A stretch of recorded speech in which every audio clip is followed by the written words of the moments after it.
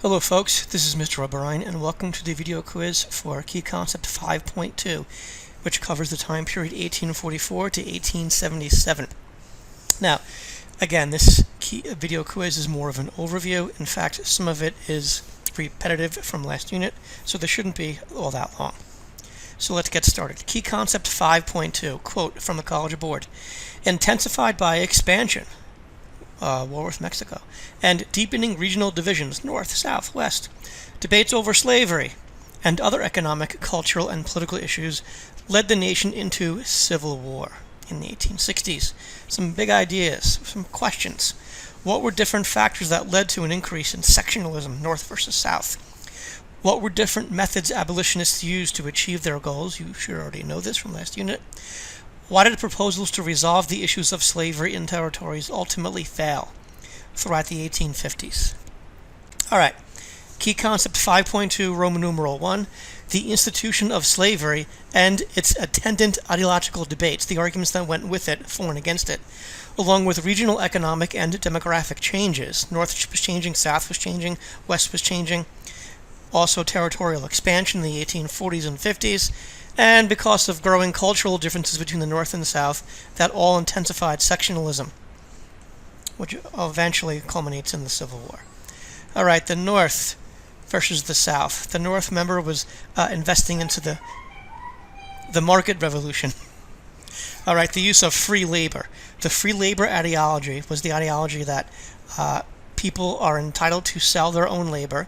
They work better, they work faster, they work more efficient, if they have money to be made. All right, and free labor can't compete with slave labor. So you began to hear more of an economic argument against slavery that was holding water among Northerners more than the moral argument that abolitionists were advocating. Also in the North, besides investing in manufacturing and increasingly, although albeit slowly, in factories, population was growing more rapidly. In the 1830s, the Irish were showing up in New York City and Boston and Philly. All right, the Germans were going to the rural areas, the Pennsylvania Dutch. All right, so population was growing quicker up north. All right, in the South, they were more reliant on slavery. They invested in slaves, agriculture, plantations, the planters. All right, remember, you had to have 20 or more slaves, I believe it was, to count as a quote planter. All right. And remember, only one of 4 families in the South ever owned slaves, but they ran the show down there. So they had a slower population growth. All right, quiet down, buddy. All right. Moving on. Don't forget, up north you also have abolitionism. They were never a majority up in the North, but their voice made it seem as if they were at times. They were very, very vocal. And the amount that they got under the skin of the South was out of proportion to the amount of numbers of people that actually were abolitionists. All right, they were never a minority, but the South really noticed them. Very noticeable campaign. You know, last year you learned about William Lloyd Garrison and his newspaper, The Liberator, and his calls for an immediate end to slavery. And by the 1850s, as you will see, slavery was growing stronger in the sense, and it begins to burn the Constitution and advocate for Northern secession. You know, saying the Constitution is a bloody document.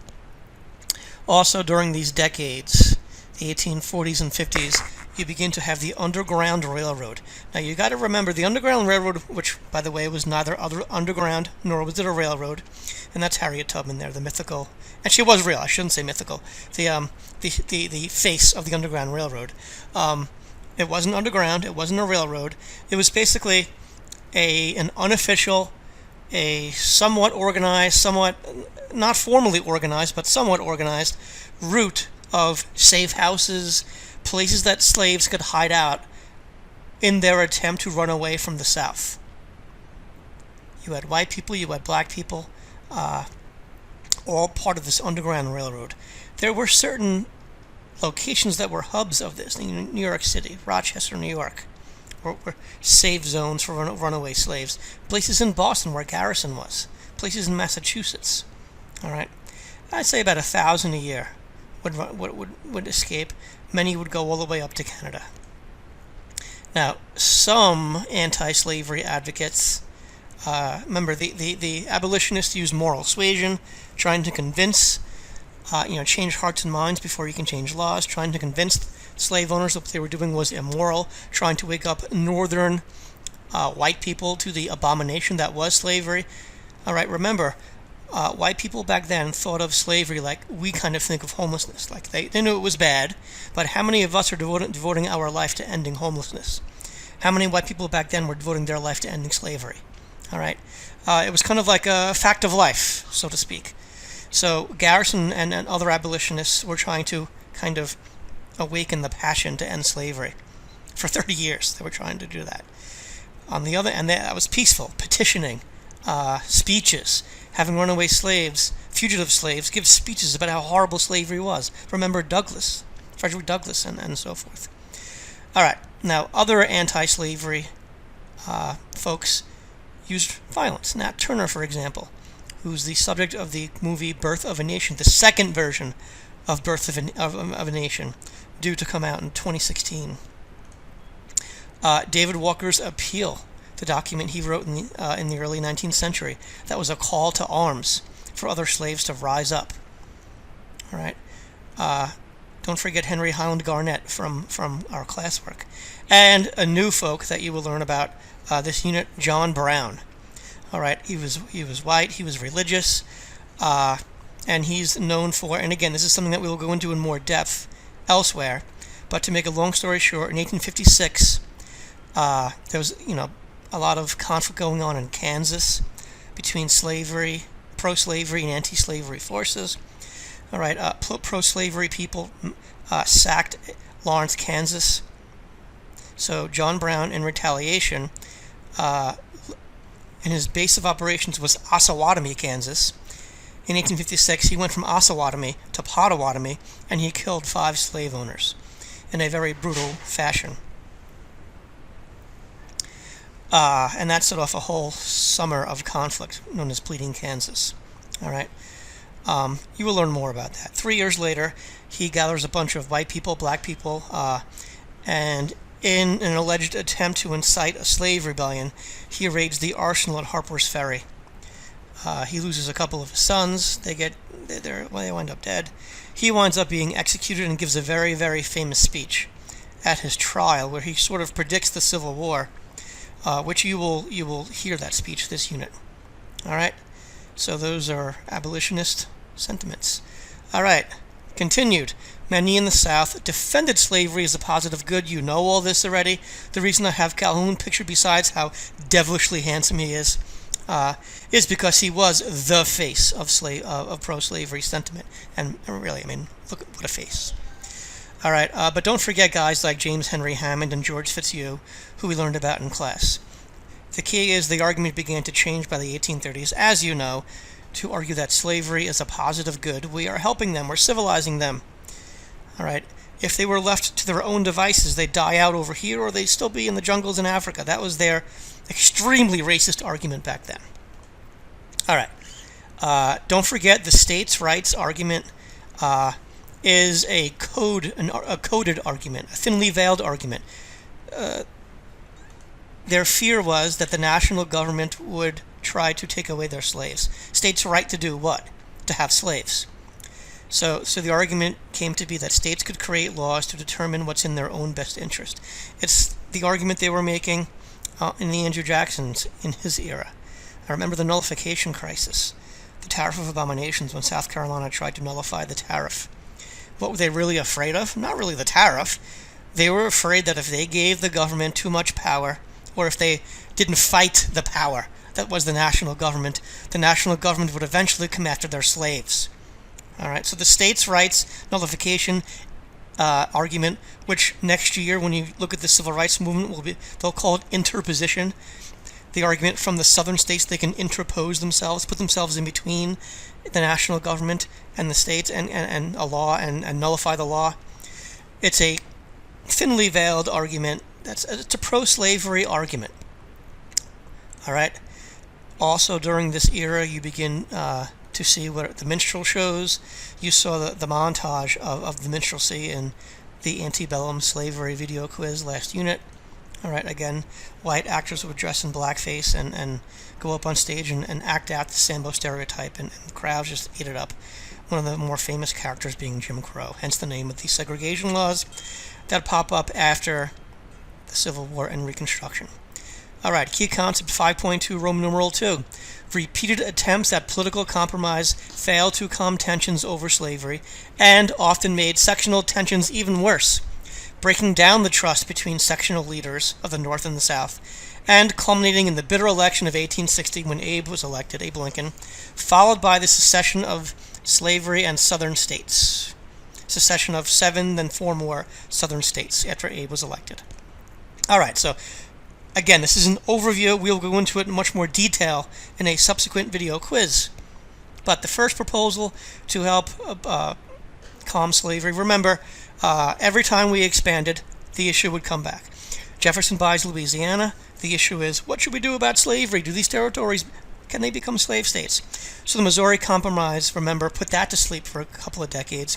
But then once we got the land from Mexico, the issue came back. Our first attempt that didn't work was the Compromise of 1850, in which California would become a free state. Again, this is going to be discussed in more detail elsewhere.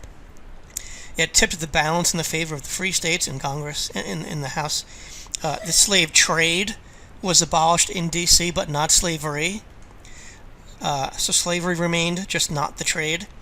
It decided that the land that we got from the war with Mexico, the Utah Territory and the New Mexico Territory, they were going to have what's called popular sovereignty. So once they apply for statehood, the people there will vote whether or not they go slavery or free. All right. Also, to placate the South, who was discussing secession, a strict Fugitive Slave Act infuriated Northerners. It basically was the national government promising, hey, we're gonna employ more resources, more money, more manpower to try and enforce this fugitive slave clause that you guys have been dealing with forever, it seems. It required Northerners to aid in catching and returning of slaves. In other words, this one was more strict in that it basically took away any, the national law took away any legal way that a black person could, or someone accused of being a runaway slave, could defend themselves from that accusation. You know, Frederick Douglass at one point said, "I've less rights than that of a jackass," and that's kind of what he meant. You can sue in court if someone claims you're a donkey, but if you're accused of being a slave, you've really got no hope, according to this law. And also, if you are a white Northerner and you knew of a runaway slave and you harbored or didn't do anything, you would be held accountable. You would suffer some consequences. So that's the difference. It was a stricter Fugitive Slave Act to placate the South. It gave new powers to national or federal officers to override local law enforcement. You know, their personal liberty laws. This led to actually personal liberty laws where, and northern states did this in different ways, but they basically, state by state, made it more difficult. They tried to counter the Fugitive Slave Act, but by adding a second, a slave catcher would have to accuse the slave, and then this Slave Act, the national version, made it kind of easy, really easy. You didn't really have to prove much to prove he or she is a runaway slave.